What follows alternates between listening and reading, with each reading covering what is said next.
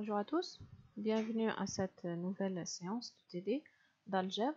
Alors aujourd'hui, nous allons commencer la dernière série d'algèbre qui est la série numéro 4.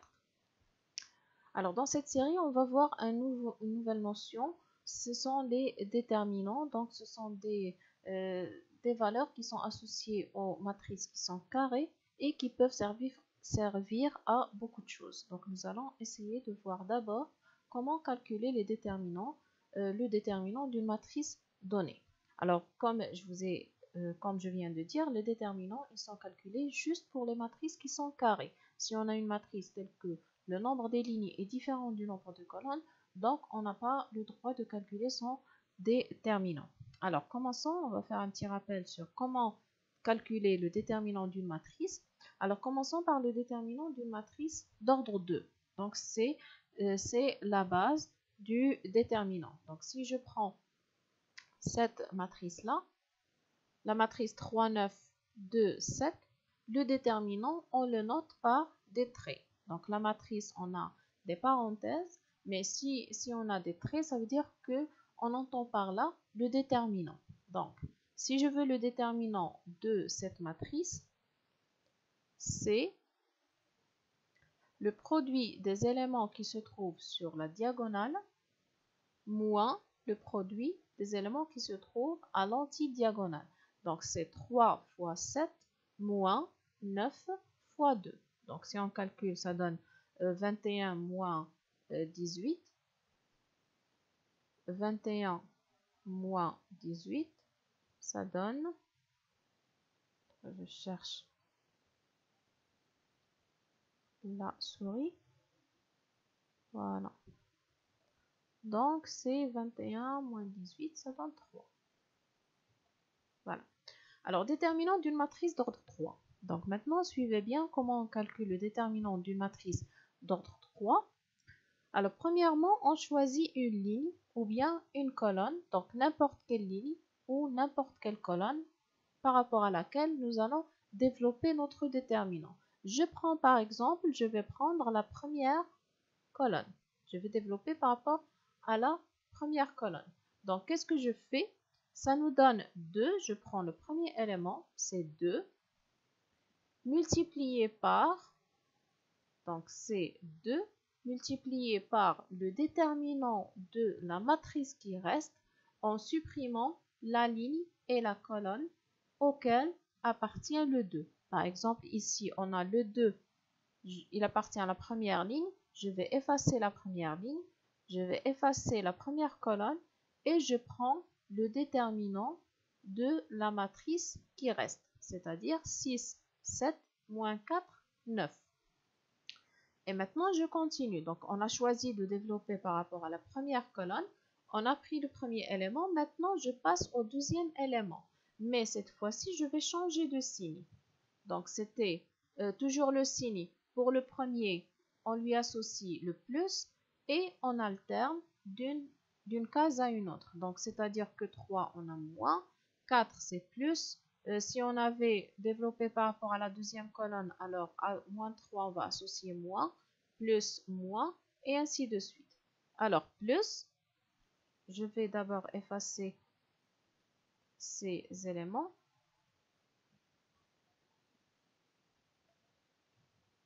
Alors, plus le deuxième. Donc, j'ai pris le premier qui est 2. Maintenant, je passe au deuxième. Je vais lui associer le signe moins. Donc, moins 3. Et je vais faire la même chose. Je vais effacer la ligne 2 et la colonne 1. C'est-à-dire la ligne et la colonne auxquelles appartient le 3. Donc, ça nous donne les éléments qui vont rester. C'est moins 3, 7, 7 et 9. Donc, voilà ce nombre-là. On continue toujours avec cette colonne, plus le 4, multiplié par, et je vais effacer la troisième ligne et la première colonne. Ce qui va nous rester, c'est moins 3, 6, 7 et moins 4.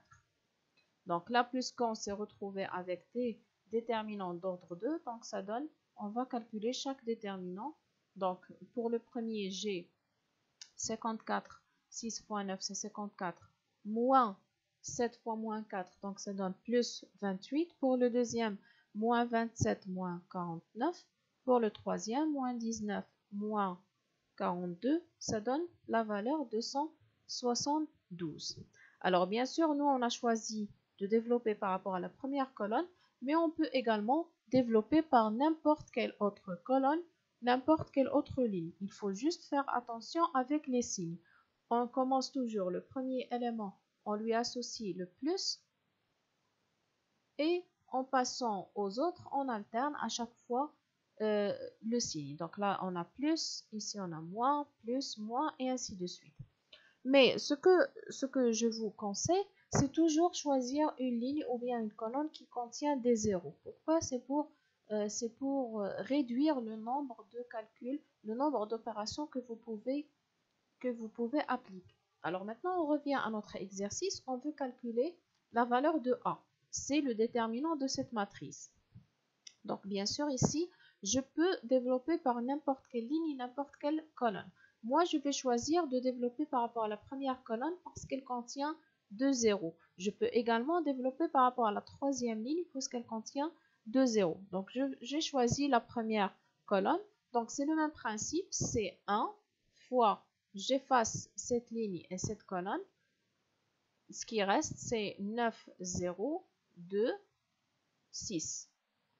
Moins, donc j'ai développé par rapport à la première colonne, donc c'est 1 fois cette quantité, moins 0 fois quelque chose, donc c'est pas la peine de le calculer, plus 0 fois quelque chose, c'est pas la peine de le calculer. C'est pour ça que je vous ai dit, en choisissant les lignes ou bien les colonnes qui contiennent beaucoup de zéros, ça va réduire le nombre d'opérations que nous allons effectuer. Alors, ça a donné cette quantité. Maintenant, pour ce déterminant, c'est 9 fois 6 moins 0 fois 2, donc c'est 9 fois 6 égale à 54. Alors, il y a une petite remarque sur la matrice qu'on vient de voir.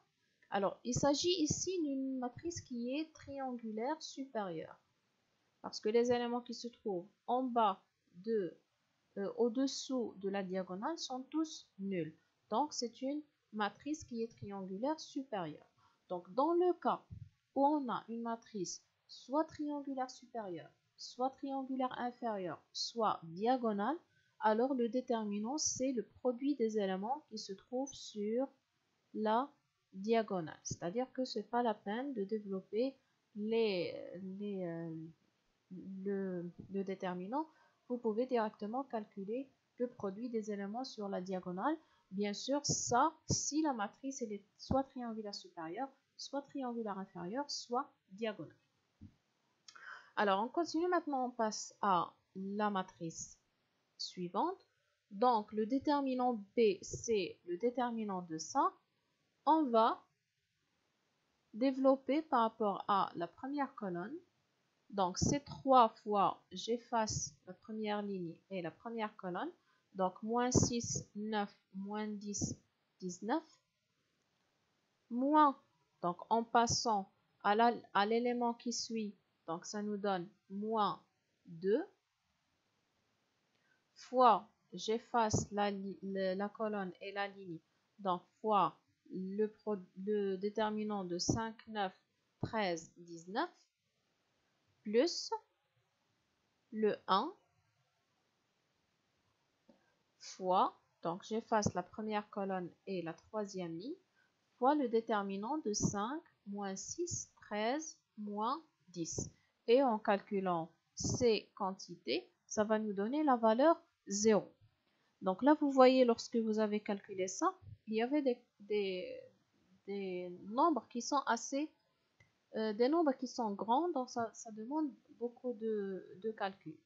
Je vous propose dans la deuxième méthode, on propose avant de calculer la valeur du déterminant, nous allons effectuer des opérations sur les lignes et sur les colonnes. Donc, on a déjà vu comment faire les opérations sur les lignes lorsqu'on a calculé l'inverse d'une matrice et lorsqu'on a calculé le rang d'une matrice. C'est-à-dire qu'on essaie de faire des sommes ou bien des soustractions entre les lignes.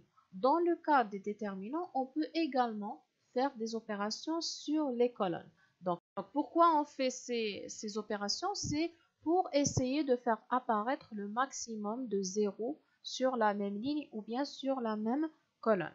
Donc si je prends par exemple, je vais prendre notre déterminant. Je vais essayer de rendre cet élément, je vais le rendre égal à 0 et je vais rendre cet élément-là égal à 0.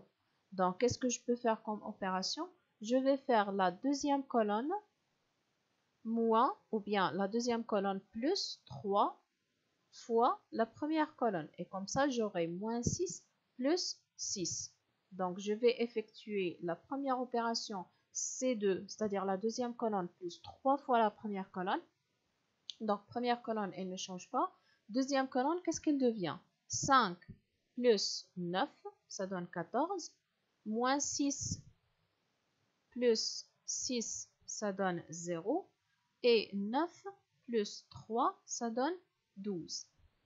Maintenant, pour cet élément que je veux avoir un 0, qu'est-ce que je vais faire? Je vais d'abord effacer.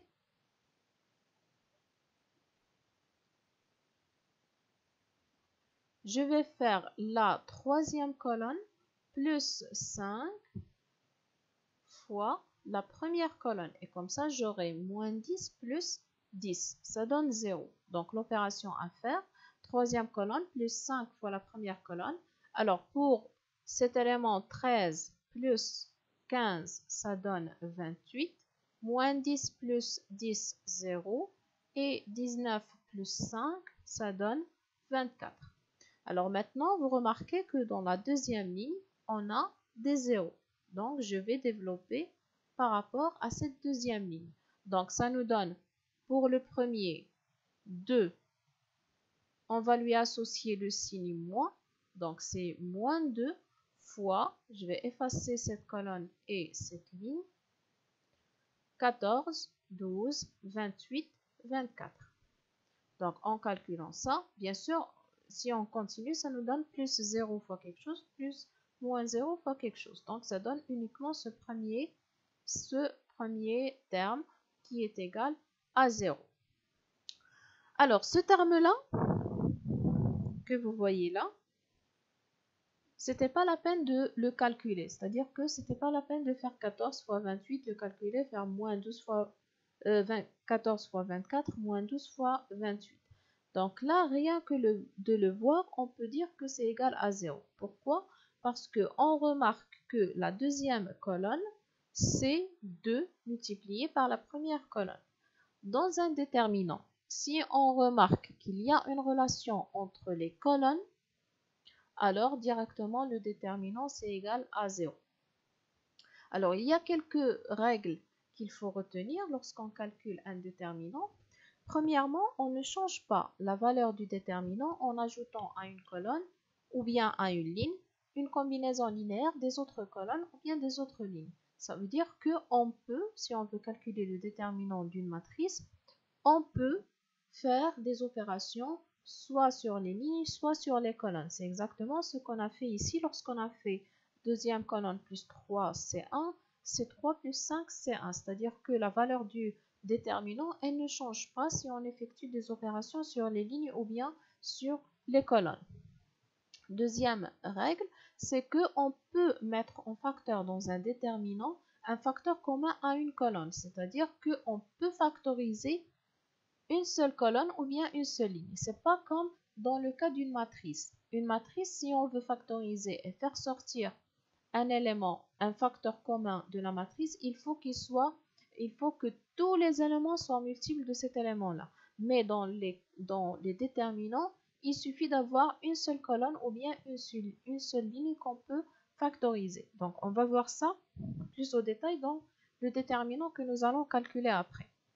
Troisième remarque, c'est que la factorisation de deux colonnes ou bien deux lignes, la permutation, pardon, de deux lignes ou deux colonnes qui sont adjacentes, c'est-à-dire l'une à côté de l'autre, il change le signe du déterminant. Donc, si on a une matrice, si on a un déterminant, on permute entre deux lignes ou bien deux colonnes adjacentes, le signe, il va changer.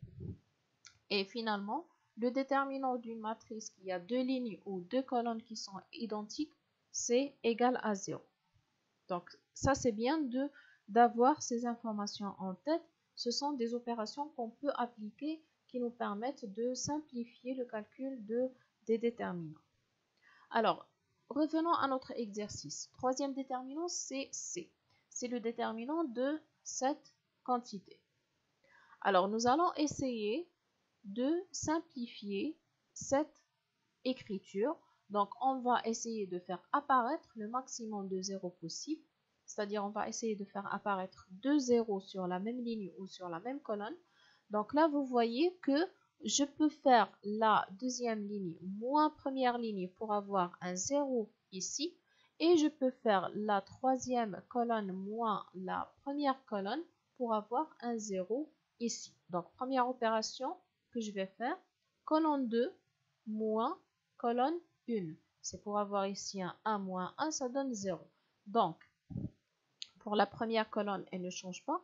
Maintenant, pour la deuxième colonne, j'ai 1 moins 1, ça donne 0. A plus C moins B plus C. Donc, le C va disparaître. Donc, on aura finalement A moins B. Troisième élément, AC moins BC. Donc là, vous remarquez que je peux factoriser par C, ça nous donne C facteur de A moins B. Maintenant, je passe à la troisième colonne. Je veux avoir un 0 là.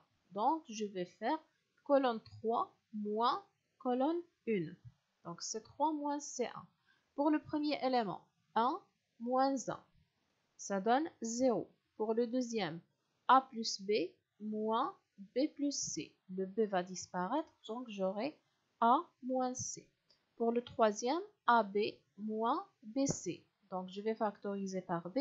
J'aurai B facteur de A moins C. Alors, qu'est-ce qu'on remarque? Je remarque que dans la deuxième colonne, je peux factoriser par A moins B et le faire sortir du déterminant. Donc là, c'est là qu'intervient la remarque que je vous ai dit tout à l'heure. On peut factoriser une ligne ou bien une colonne dans la matrice. Donc ça nous donne, je vais faire sortir le A moins B. Alors première colonne ne change pas, troisième non plus. La deuxième colonne, elle devient 0, 1 et C. La même chose, je vais la faire pour la troisième colonne. Je vais factoriser par A moins C. J'aurai finalement A moins B fois A moins C fois ce déterminant. Donc là, vous remarquez que vous avez 2 zéros sur la première ligne. Donc c'est la ligne par rapport à laquelle je vais développer mon déterminant. Donc ça donne 1 fois le déterminant de 1C 1B, c'est-à-dire B moins C. Donc ça donne A moins B, A moins C, B moins C.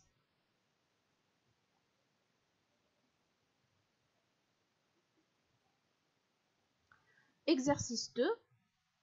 Calculer l'inverse de la matrice suivante en utilisant les déterminants. Alors je rappelle que jusqu'ici on a vu deux méthodes permettant de calculer l'inverse d'une matrice. Première méthode, c'est lorsqu'on pose la matrice inverse, c'est une matrice composée d'inconnus, A, B, C, D, E, F, G, H, I.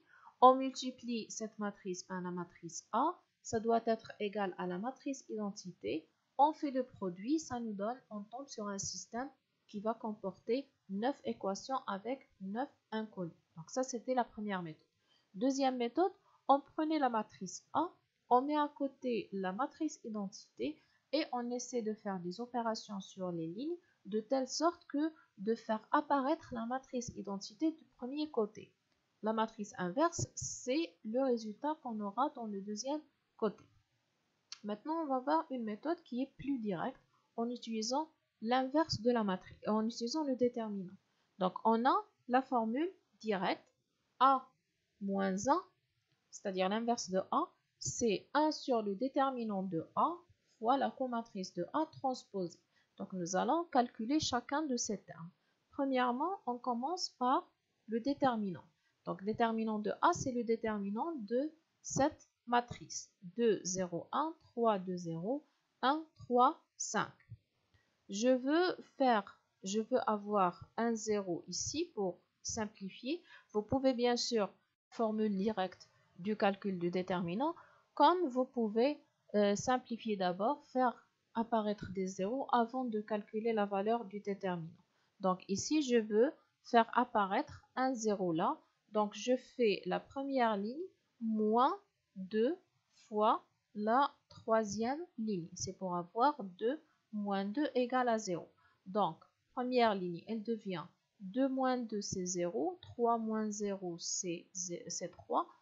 1 moins 10, ça donne moins 9. Donc, on a cette quantité. Maintenant, je peux développer par rapport à la première colonne. Ça me donne plus, moins, plus. Donc, le 1, on lui associe le plus. Donc, plus 1 fois, je supprime cette ligne et cette colonne. Donc, c'est le déterminant de 3, 2, moins 9, 3. Donc, ça donne 9 moins 18. 9 plus 18, ça donne 27. Alors, entre parenthèses, le déterminant d'une matrice, s'il est égal à 0, on va dire que la matrice elle n'est pas inversible, c'est-à-dire que son inverse n'existe pas. Mais si on trouve que le déterminant est non nul, donc là, on va dire qu'elle est inversible et par suite, on peut calculer son inverse. Donc, puisque là, le déterminant c'est égal à 27, donc il est non nul, donc la matrice, elle est inversible. Donc, il manque ici un n inversible. Alors, puisque le A, il est inversible, donc je peux continuer mes calculs et calculer la comatrice de A. Alors, comment on calcule la comatrice de A? Donc là, ça demande un peu de concentration pour ne pas commettre d'erreur. Alors, la comatrice de A, première chose à faire, c'est attribuer les signes. On commence le premier élément par un signe positif et on alterne. Donc, on a plus, moins, plus, moins, plus, moins, plus, moins et plus. Alors maintenant, je veux calculer ce terme. Ce terme, ça se trouve dans la première ligne, première colonne. Donc, je reviens à ma matrice A et je vais supprimer la première colonne et la première ligne. Donc, cet élément, c'est le déterminant des éléments qui restent. Donc, déterminant de 2, 0, 3, 5. 2, 0, 3, 5. Alors, je passe à l'élément qui suit. Alors, je passe à cet élément. Cet élément, ça se trouve dans la deuxième ligne, première colonne. Je reviens à la matrice A, je supprime la deuxième ligne et la première colonne. Et je prends les éléments qui vont rester. 3, 0, 1, 5. Alors, on continue avec le même principe.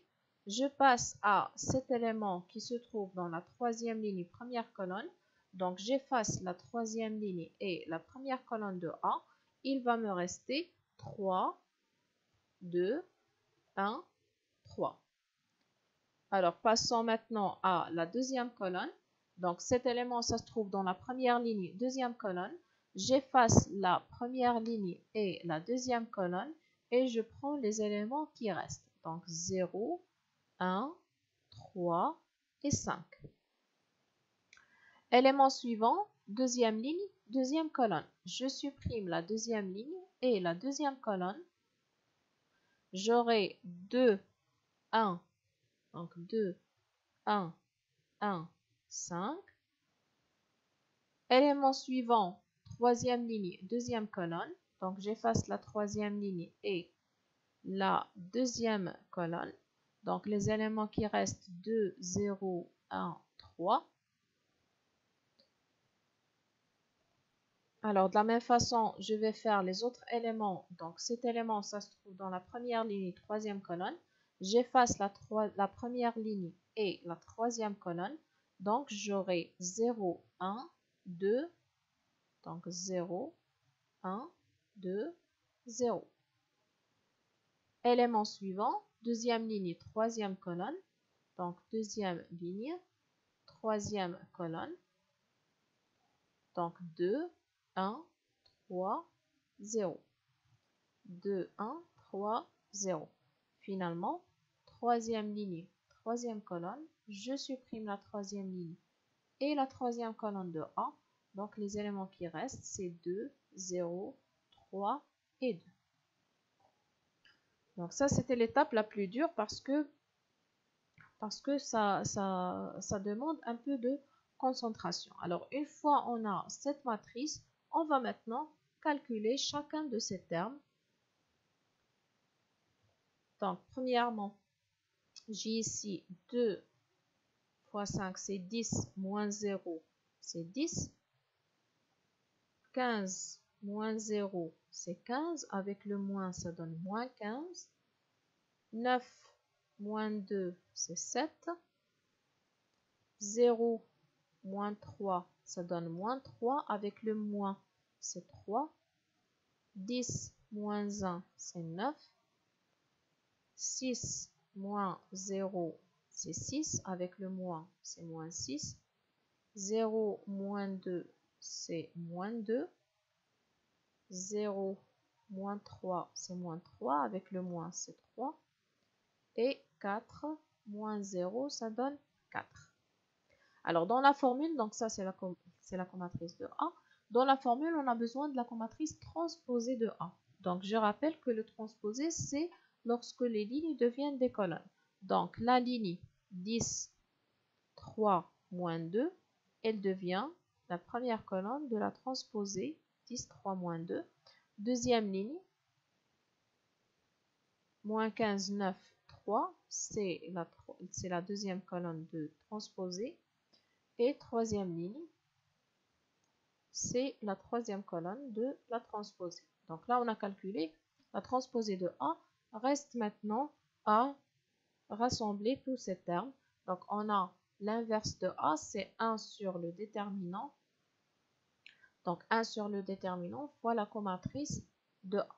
Donc bien sûr, vous pouvez garder cette écriture comme vous pouvez faire entrer le 1 sur 7 à l'intérieur et diviser tous les éléments de cette matrice par 27. Donc avec ça, on va s'arrêter là pour cette séance. À la prochaine.